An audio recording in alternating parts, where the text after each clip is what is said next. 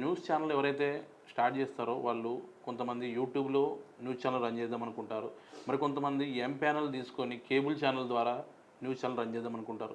మరికొంతమంది satellite permission తీసుకొని news channel run చేద్దాం అనుకుంటారు. మరికొంతమంది డిజిటల్ మీడియా పేపర్ లాగా ఆర్ఎన్ఐ రిజిస్ట్రేషన్ చేసుకొని న్యూస్ పేపర్ని రన్ చేసుకుంటూ న్యూస్ ఛానల్ని సంబంధించిన మీడియా రిజిస్ట్రేషన్ చేసుకుందాం అనుకుంటారు.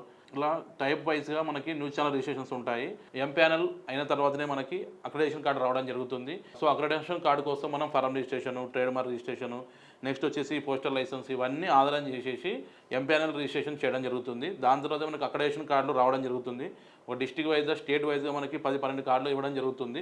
డిస్ట్రిక్ట్ వైజ్ రిపోర్టర్లు ఉంటారు, స్టేట్ వైజ్ రిపోర్టర్లు ఉంటారు, ఏరియా వైజ్ రిపోర్టర్లు ఉంటారు, నెక్స్ట్ వచ్చేసి జోన్ వైజు, నెక్స్ట్ వచ్చేసి డివిజన్ వైజు ఇలా అక్రెడిటేషన్ కార్డులు తీసుకొని న్యూస్ ఛానల్ రన్ చేస్తూ ఉంటారు. కొంతమంది ప్యానెల్కి బడ్జెట్ సరిపోక ఓన్లీ యూట్యూబ్ ఛానల్ ద్వారా న్యూస్ ఛానల్ రన్